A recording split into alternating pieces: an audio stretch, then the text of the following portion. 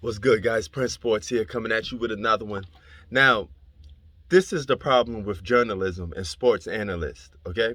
It's your job to be honest and tell the truth and not cap, okay? Shaquille O'Neal is full on cap mode when he says Tyler Herro is in the same sentence, same breath as Luka and Trae Young. Are you serious?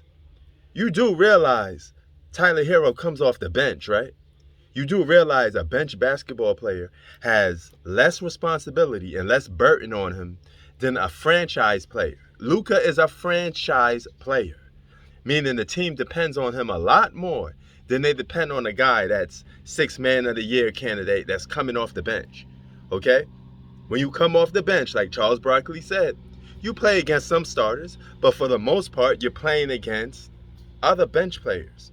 So if you could dominate other bench players, fine.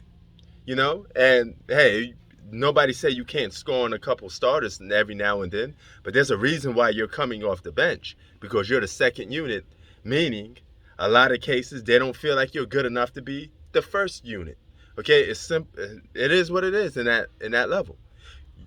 That's a slap in the face to every superstar that's ever played basketball. That's like me saying Pat Bev is on the same level as Steph Curry and John Morant. Okay, there's levels to this. All right? You don't get to be what you are by just handing out free awards. You have to earn the right to be called a superstar, earn the right to be called an all-star. All right? So if Tyler Herro's on the same level as Luka and Trae Young, then I suppose I guess a bench player, a guy that sits on a bench that barely gets playing time, is on the same level as a LeBron James, Kobe Bryant, and Michael Jordan, right? There's levels to this, man. You can't do that. You know, you have to have some form of reason or criteria to levels of what greatness is. You can't just label everything and everyone something and didn't even earn it. You got guys being called all-stars that's not all-stars. You got role players being called superstars that's not superstars. Okay? If that's the case, then we should just dough out every label and dough out every criteria of calling somebody something if we're just going to call everybody a damn all-star, everybody a superstar. It don't go that way. Are you really that? I mean, I know Tyler Herro must be your friend or something because you're on cap mode and you're trying to get him the Six Man of the Year award. But key word, it's a Six Man of the Year. All right? It's not MVP. It's not Finals MVP. Dog, you come off the bench. All right? You're not all of that. All right? You're not Kevin Durant. You're not a Kyrie Irving. You're not any of these starters that are so-called all-stars and superstars. That's a slap in the face to guys like Luka and Trae Young, who may be the face of the league for the next generation. All right? Some of them are considered to be superstars in the eyes of many people already. Tyler Herro is not even on that level. There's levels to this, son.